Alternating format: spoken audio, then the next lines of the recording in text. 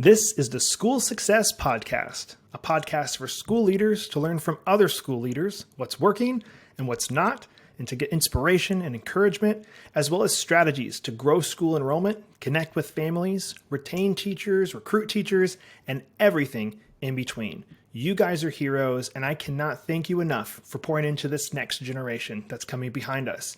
My goal is you will take at least one thing away from every episode that you can take back to your school to make it better than it is right now. Please enjoy the School Success Podcast. This podcast is brought to you by the Herzog Foundation. Time for school.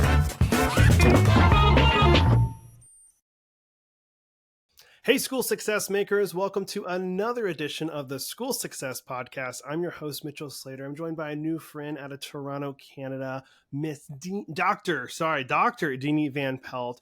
And if you weren't here last week, which you should have been, but if you weren't, go back and listen to last week's episode, because this is episode 2 of 2. So if you haven't listened to last week's, go listen to that one. We're talking all about Charlotte Mason education and what all that is. And this is actually the first time we've ever had that on the podcast. So this episode will still make sense to you if you didn't listen to the last one, but it'll make more sense if you have listened to last week's episode. So please go listen to that one. It's a really, really good one. So, and then come back and listen to this one, and then you'll have a good time. But we'll do some quicker intros. We're not going to spend a ton of time on that part like we did last time, but I will pass it back off to our guest, and she will introduce herself again, as well as a little bit, Deanie, if you can, about what last week's episode was on before we dive into what we're going to talk about specifically today. So welcome again to the podcast. It's great to be here, Mitchell. Yeah, I'm Deanie Van Pelt. I'm the chair of the board of directors of the Charlotte Mason Institute. It's about a 20-year-old organization, and I've been going to their annual conferences almost every year, which is usually somewhere in the eastern side of the U.S. This year it'll be held in Georgia. So I've been very formed and shaped by the Institute, so it's just lovely to be able to give back to work on the board this way. Love it. Well, I'm glad you're back. We're going to have another fun episode. So Yeah. As we dive into today, I'm trying to think of another fun question. I could, throw you a curveball here, but let's do that. Actually, I thought of one. All right. Favorite fast food chain food. All right. I know you live in Canada, so maybe you're going to have one that I don't even know what it is, but favorite fast food chain, since we asked you what to do in Toronto last time, just in general, what's your favorite fast food chain? Because I'm in Canada, I'm just going to say Tim Hortons. You can get a very good cup of coffee at an extremely low price, and you'll just always be made to feel at home. So if you're ever in Canada, you go to Tim Hortons. And they got good donuts. I'm not going to lie. Their donuts are pretty good, in my opinion. So I have had a Tim Hortons before. I don't know. Are those in the States, or are they just Canada? Yeah, I see them in the States every once in a while. Okay. I saw one in Buffalo recently. So probably Northeast then. All right. They're called pastry shops in the U.S., which I find extremely amusing, or cake shops or something. So we just call it a coffee shop. Do you have a Chick-fil-A in Toronto? We don't. Not as far as I know. They haven't made it to Canada. Have you had Chick-fil-A before? I did. I was just down in South Carolina. I had my first Chick-fil-A experience. And how was it? I think if I had to eat fast food, I would go to Chick-fil-A. That's my number one. It's pretty stinking good. So it's addicting. So I just want to make sure you've experienced Jesus's chicken. So I'm glad you've at least had it at least once. All right. Well, today's episode, everybody. So again, as a quick recap, go back and listen to episode 1 if you haven't already. And then for today's episode, well, as last week's, we talked about what is Charlotte Mason. Relational education was kind of the big focus for last week's episode. For today's episode, we're all talking about, okay, so now you know what Charlotte Mason is, but how do you do Charlotte Mason in a school or even at home? So that's going to be the kind of the topic of focus today. So let's start with that question, Deanie, for today's episode. How do you do Charlotte Mason in a school or at home? You heard it, you love it, you're like, cool, now what do I do? So what do we do, Deanie? Yeah, and that's a really good point. Charlotte Mason's ideas can be applied in homeschool settings, which is where it really got started in the U.S. over the last 20 or 30 years. But schools all across the world are picking up her ideas as well. In fact, Charlotte Mason started a teacher training college, and she started a whole network of schools. So her ideas were designed to be applied at schools. So even if your gateway to Charlotte Mason was through a homeschool community, her ideas are applicable in a classroom setting. And just to really make the point, if you are teaching in a non-Charlotte Mason environment in a school with a different philosophy of education, there are still insights that Charlotte Mason has that you can bring back to your classroom next week. Might not be a full Charlotte Mason, even Charlotte Mason inspired school or classroom, but she has good ideas. She invites us to help think about the child as a person. Put the child first, not the system first. Of course, we create systems and routines and habits, but think about the child first as a person that we get to invite into the banquet of knowledge, and a person that we get to participate in the formation of, but not a unit that has to be fit to an existing system. So that would be the first thing I would say. And the second thing is you're invited into helping the child create relationships. We talked about this last week, Mitchell, but if any educator and parent can be thinking about that as their metaphor, I'm invited into helping them create relationship with the transcendent, with God, with the non-material part of our world. How will I do that? I'm invited into creating relationship with people who live before us, other people who live in other places around the world right now, into relationship with the people who are to come in the future. I'm invited into helping the child get to know and be in relation with the nature, with the environment around them. How will I do that? So we can apply these ideas regardless of the setting that we're in. Now, I do want to promote a full-on Charlotte Mason inspired education, because I do think that when it's a complete approach that's fully informed and all of the adults are informed by Charlotte Mason's ideas, I think it'll move along more quickly. So first and foremost, you need a great curriculum, you need a good setting, and you'll want to train yourself, train your teachers, and have a school leader that's really well developed in their ideas. How do we go about that? Let's get talking about it. All right. You mentioned, so those that are listening, hey, there's something maybe you could take back to your school, even if you're not at a Charlotte Mason school, to start it. What are maybe some quick ones, off the top of your head, like that maybe a specific concept, like, hey, this is one you can add into a public school, that is, you could add this type of, layout or teaching. Is there something that comes to mind, maybe one or two that like, just do that to start? That's a perfect start. Anything like that? Yeah. Living books. Charlotte Mason proposes that we introduce any topic to a child through a living book. That's bringing the idea to a child through beautiful books. Take the idea and clothe them in literary language. Children love stories. They love to identify with a character who's got a problem to overcome.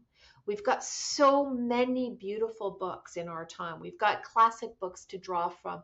We've got books that have, just been written in the last few decades. We've got books that are currently being written right now that are beautiful, stories that are told by authors with deep insights and knowledge about their area of expertise.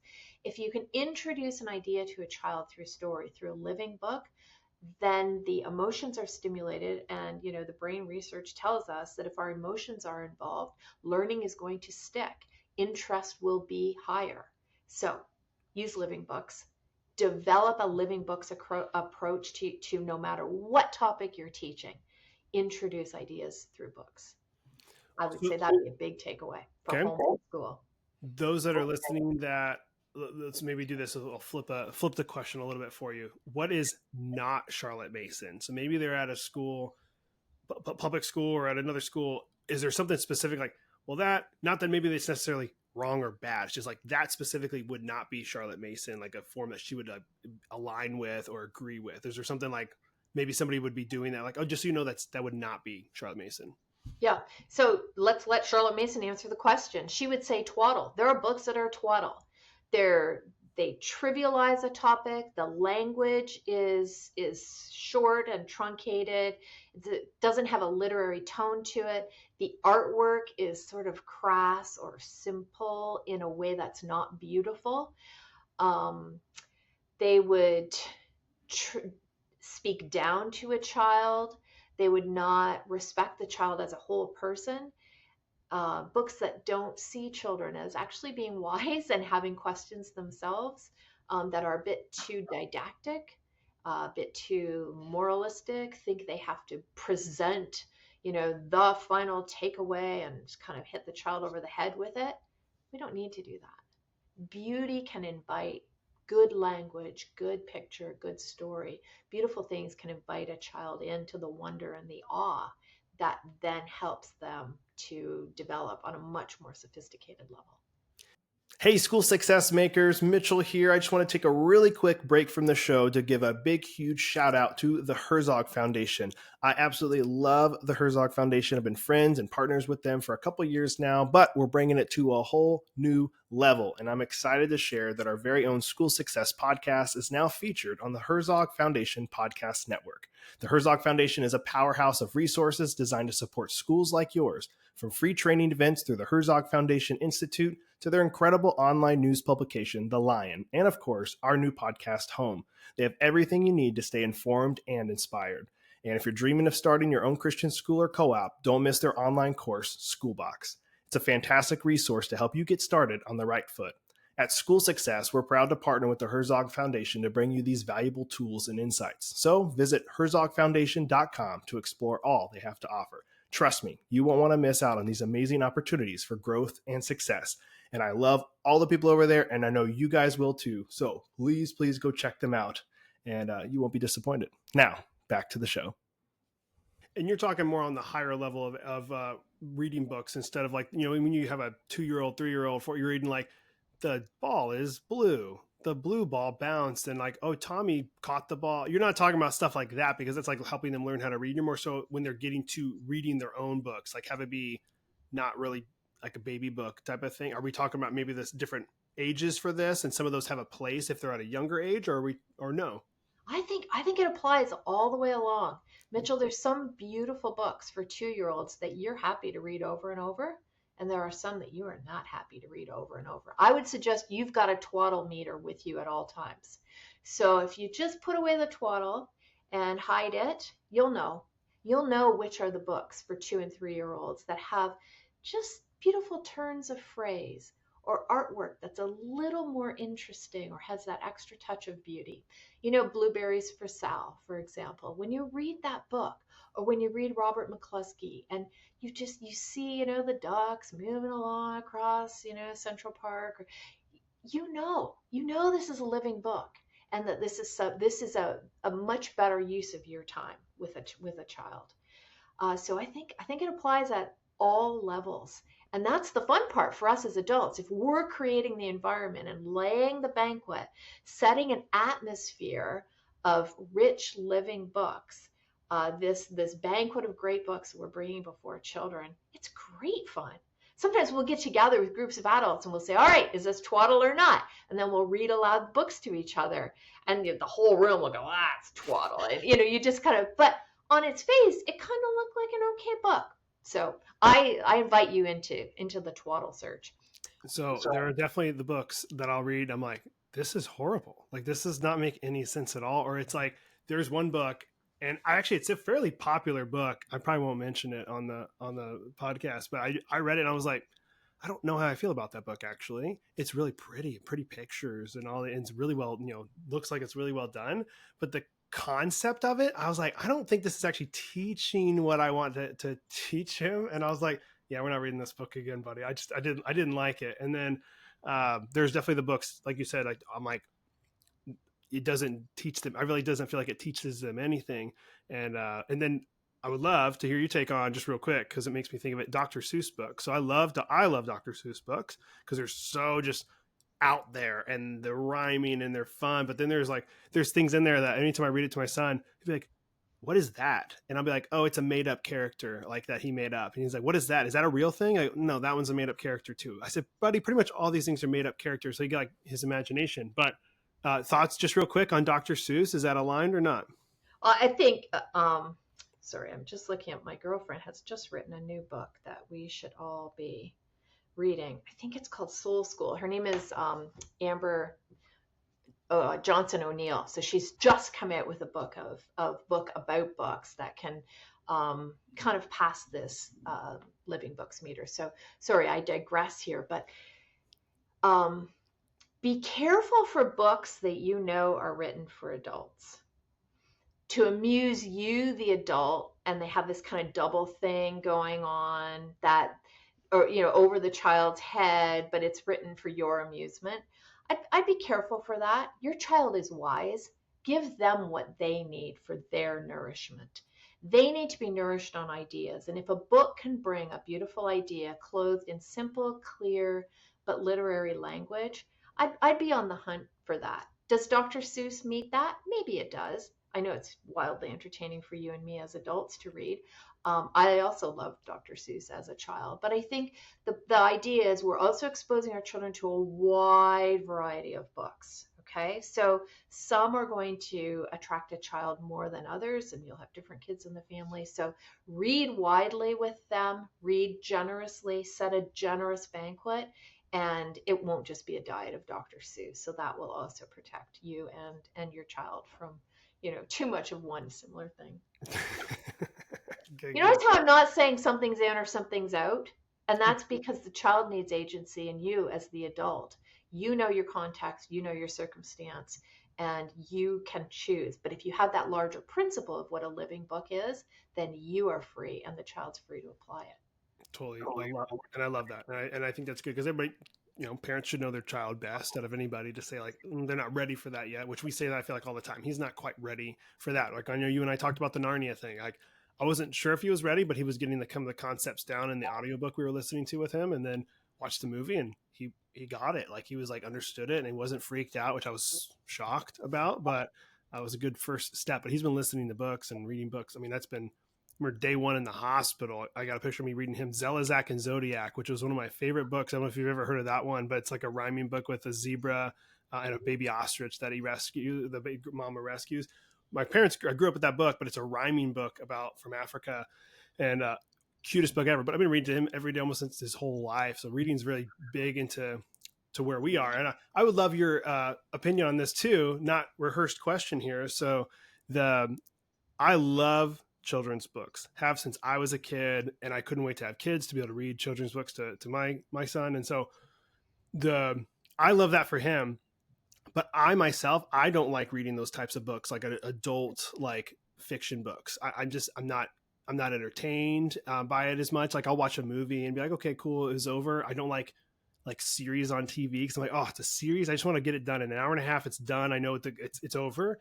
And so for books, when I read a book, I read always nonfiction. I read like help books, business books, marketing book, any of those type of things that are going to make me like better. Cause I feel like when I read those books that are fiction, I feel like almost like a sense of guilt in a way. And just, this is me. I'm not putting this on anybody else. It's me going like, am I making myself better by reading this? Cause I feel like I need to be always making myself better. But then I hear, you talk about literature and books, like, man, but it really is good to have those stories and imagination and hearing these other things. So, you can tell me, Mitchell, you're wrong. You need to be reading some of these fiction books that are out there. I need to just power through it, but it's hard for me. But what would you say about that for me? So that's a great question. And we matter. We, the adults in children's lives, matter. And it matters that we're being nourished. So I would suggest to you that a lot of these leading books that you're reading on business and leadership, etc., a lot of them do tell stories, and they are being written by experts. You might call it nonfiction, but when you're reading one of these books, you're being brought into all kinds of examples, right? Those are stories. It's different from a textbook. So like the organizational behavior textbook that you and I studied at school. Charlotte Mason would say textbooks pre-digest knowledge. It cuts it down. It turns it into sawdust. It's someone else that's digested it all and put it into an orderly format. It's fine to use a textbook when we're trying to delve very deeply into a topic that we're already super animated about. But your books, the self-help in all kinds of areas, not self-help, but business help, and trying to stay on the cutting edge of AI and its role and all the new business practices, I would suggest your mind is being put in touch with a leading thinker. And that's what Mason wants. She wants mind to mind, and a textbook kind of does something in between. Too much teacher talk in a classroom, too much lecturing, that's putting something in between the true idea and the reader. So I wouldn't be too hard on yourself with some of the nonfiction. Now, a few years ago, I asked myself the same question. Deanie, why aren't you reading more fiction? So I got following some really great bookshop owners in the UK. And I got on and I had a conversation with a few friends that are really well read into contemporary literature. And now I've got stacks of fiction that I'm reading, and it's just been delightful. So every few weeks, I knock off another novel, and I try to read contemporary novels. I try to find quality, current novels. And that fits as well. Like, okay, well, what is a living book? It can be written by somebody today who is discerning about our times and can tell a beautiful story. So maybe those days are ahead for you where you'll dwell in a little more fiction. You do need good leads, and you don't want to waste your time. Time's so precious. If a book isn't working, we put it aside. We move on. We find a different living book for our own reading. I just want to say one last thing, since we are talking about literature and its role. I had a very traumatic period in my life about a dozen or so years ago. And I love reading, but I could no longer read nonfiction. I couldn't read academic papers. There was literally nothing except a sacred text. I'm a Christian. I come at the world through a biblical lens. I could read scripture, and as I started to move away from some of that trauma, I was able to also read children's literature. And I read so many children's chapter books, and it was such a balm for me. And so it was children's fiction that moved me back into proper adult nonfiction and adult fiction. So I just want to say, like, fiction can meet us where we're deeply hurt and help us to believe in the world again, that it can be navigated and problems can be overcome. So it's very ennobling for a child, but it can also be very ennobling for adults who carry hurts. Thank you, Deanie. All right, good answer. So we talked about, how do you do Charlotte Mason at school or home, but also like we kind of touched on this, I think, a little bit last week, and maybe already kind of a little bit today talking about books, but like curriculum, like what does like a curriculum look like for those that want to do Charlotte Mason at school or at home? Okay, so we're going to use living books. We're going to use living books in as many subjects as possible. We're going to have as many subjects in a day or within a week. So a Charlotte Mason education, she'll have up to 20 subjects that a child will study in a week. But again, we're studying poetry, so we read our poem. We're studying pictures, art appreciation. We look at our painting. We print out nice, 8x12 copies. Everybody has beautiful copies, their own individual copy. We look at it, we talk about it. We might turn it over and say what we remember in it, and then we might look at it again. Then we put it away. Then we're going to read a Bible story and or something from whatever sacred tradition your literature would be from your own tradition. We read that, might discuss it a little bit, put it away. Okay, how much time has passed? We're going to have some beautiful music in the background. If Bach is our guy for the next 8 weeks, okay, so that's just kind of happening at the same time. Might learn a little bit about him, read a few books about his story based on the age, might be a picture book, might be a chapter book. So we just we've just done a lot of subjects. Our afternoons, we're doing all kinds of handicrafts. We're learning how to work with paper and all kinds of materials. We're learning to build. We're learning to create. We don't do twaddly crafts, with toilet paper rolls. We do, but we don't say, okay, now you've done handicrafts, right? We're actually learning to make real things. We're going to cook, and we're going to bake and chop and cut and build and hammer. And then we're going to be outside, and we're going to have nature study. So you can see how you can do so many subjects in one day. We love field trips. We love seeing adults in their real life and what they're really doing. We love when adults who are gifted with their hands or with ideas come and engage with us. We love music. We go to performances. We love theater. We read Shakespeare, start at an early age. Lots of acting, drama plays a big role in a child's education. So, okay, let's just say that your listeners are interested in this. It's still not helpful, is it? It's like, how do I then do this? So the Charlotte Mason Institute was having these conferences for all these years, and people at the end would say, this is amazing, all these ideas, all these great speakers. How do I do this? Even though we had immersions, in the end, it's like, where's the curriculum? So for the last 8 years, we at the Charlotte Mason Institute have created a curriculum. Every year it's updated, and we now have it on a digital platform. It's fantastic. If you say, I'm sorry, I don't want to do poetry or I don't want to use it, then you just teach 19 subjects and it'll spit out your schedule. If you say, I would like to just teach Monday to Thursday, Fridays we do whatever. So 4-day a week schedule, or a 6-day, 6 half days a week, or whatever schedule you would like. So we've got all of the subjects for all of the grade levels from grade 1 to grade 12. In fully, if you buy the whole curriculum, you get all the subjects. And then if you want the digital platform, you can print out all these individualized schedules, whether it's for your class or for an individual child or for the family. So I'm just really, really pleased that we have a solution. I will not say it's the only Charlotte Mason inspired curriculum, but I will say that we're extremely proud of it. We've got 20 to 25 different curriculum writers, experts in their own field, experts in children's literature. So every subject has excellent book recommendations. We make sure the books are available and that they fit a price point that families can manage. But then other books that might be out of print, or just there's just too many books on a certain topic, we call them extra helping. So then we've got like long lists of additional suggested reading in a certain area, or if your child's really interested in that area. So so we've got, it's called the 𝒓𝒊𝒈𝒂𝒏, which is a take off of like beehive, the bee world.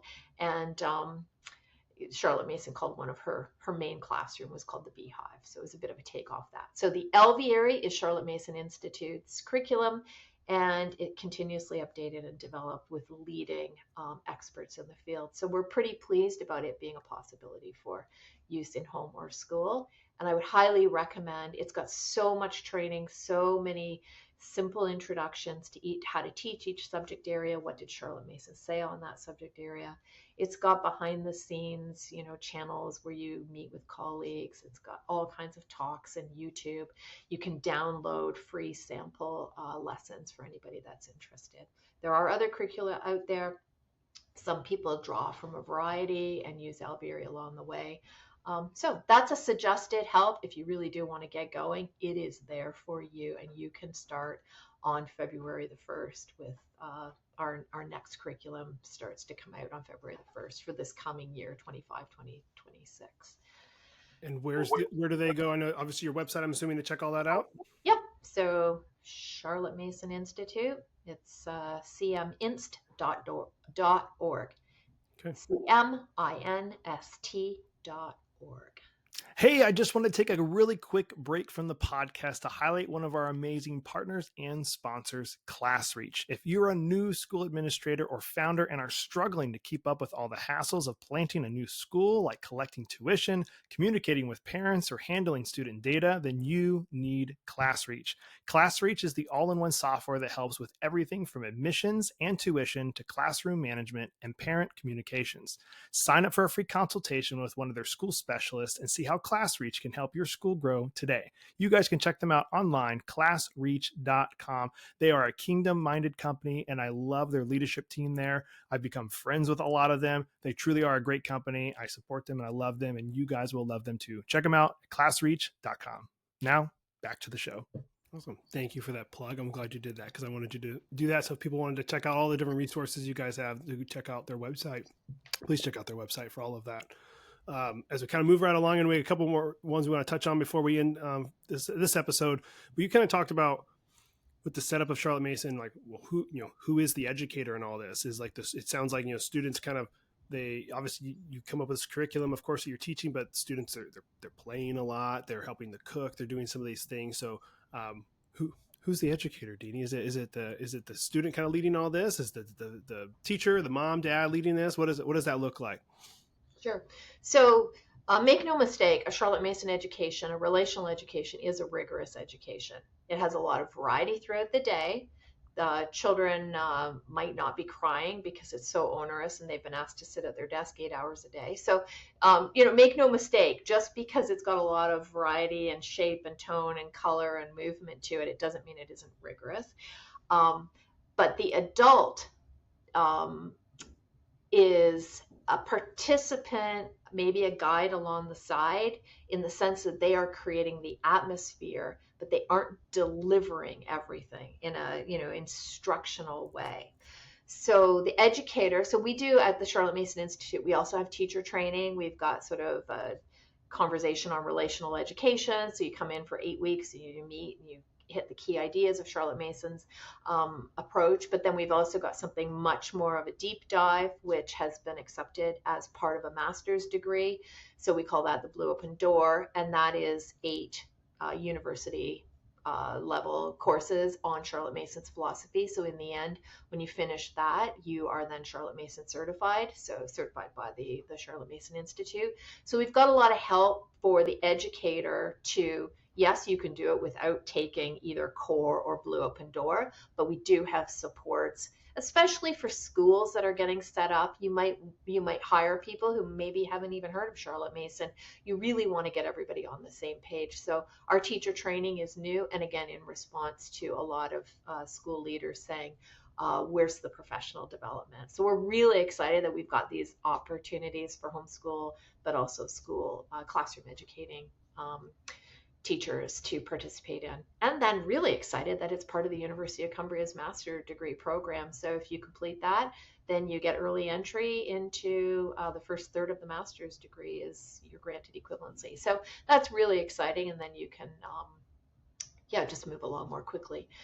So that's it's entirely online, and we're moving to some like asynchronous as well, because we have people all across the globe who want to participate. So having synchronous classes online was becoming a bit of a time zone problem. So lots of support for the educators, and then of course support for the school leaders. We do a lot of school support, and as you well know, the independent school world is exploding right now. There are policies in at least 33 American states. They say by the end of this year, 50% of all American students should have full or universal access to school choice programs. So what it means is when there are dollars available, more and more schools are getting started up all across, particularly the U.S.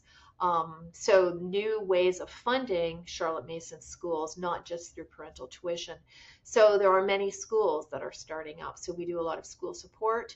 We work with Herzog with their school box program, Herzog Foundation, the 11 different modules on how to start a school. And then we have coaches from the Charlotte Mason Institute that will walk alongside the school founding group, the launch team. So we're very pleased with the support that we can offer at this moment in history when so many new schools are being started up and so many are turning to Charlotte Mason for ideas on how to set that up. So cool. I love that you guys are offering the teacher training. That is so incredibly important, especially when it's so specific as what you guys are doing. And so, like you just said, I mean, you didn't say this part of it, but like people are having a hard time finding teachers, retaining teachers. And so they're like, if you're trying to hire only Charlotte Mason certified people, the pool is going to be very small to get to pull from. But if you say, we found this great person and they're willing to do this, and they just need the training, can we send them into the training to have them go and get what they need to be able to teach in Charlotte Mason? And so I love that you guys are able to offer that. That's awesome. So the last one we want to touch on today is we're talking about the setting. So the class and the home of like, what does that look like? You mentioned, students need to spend, I think it was 4 to 6 hours outside is what they recommend. So do we even need a class or a home? Do we just play outside all day long and that's where everything happens? But what does that kind of look like? Class, home, the school, what should that look like for a Charlotte Mason? Yeah, for sure.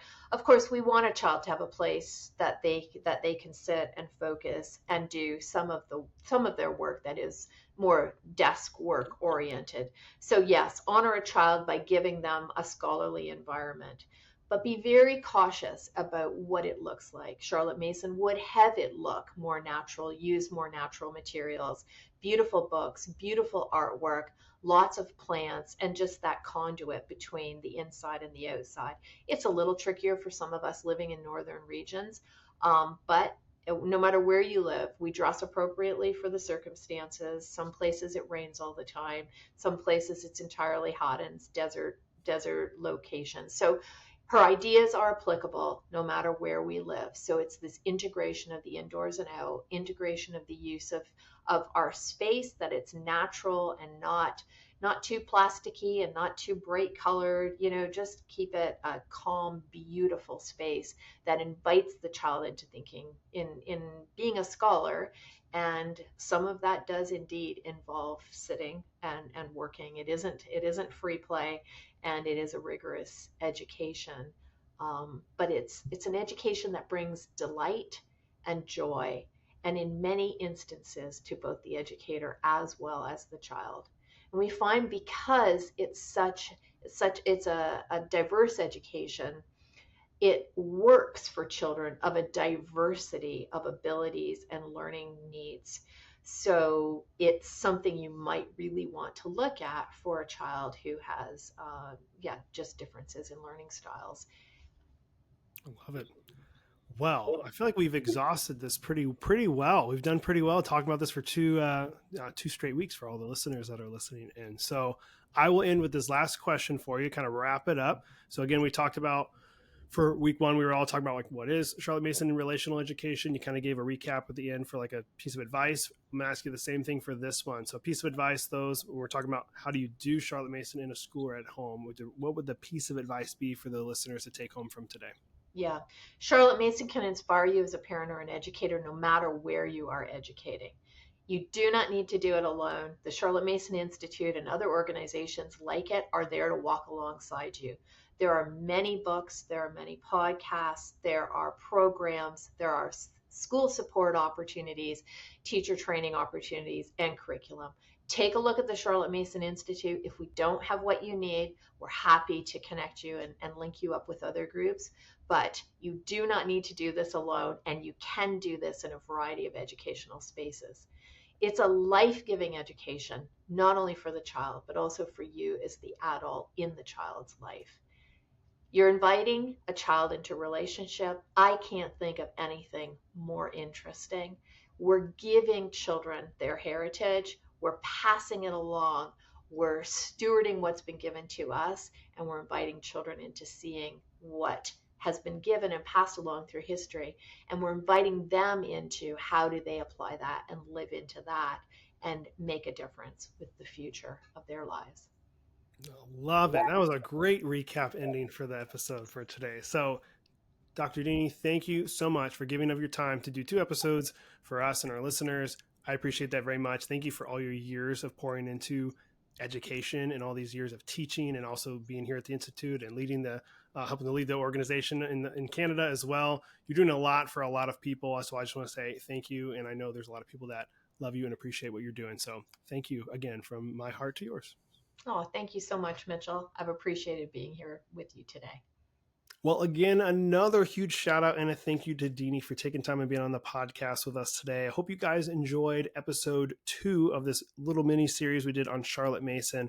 I learned a ton. I'm hoping you guys learned a ton as well, and at least learned one thing that you can take back to your schools to make it better than they are right now, because that is the goal, is why we put this on. We want to make sure you guys are growing and becoming more and more successful, hence School Success Podcast. So we're glad you guys are here. Before you go, we do have 3 free resources we want to make sure you guys are made aware of and that you are tuning into and getting. First one is what you're doing right now. It's the podcast. Free episodes dropping every single week on Monday morning. So if you're not yet subscribed, subscribe. If you love our content, we would truly love, guys, a 5-star review. That would mean a lot to us. Helps it get out there to more school leaders, the more reviews that we get, and more people see that people are liking it. So we would love that if you are loving the content.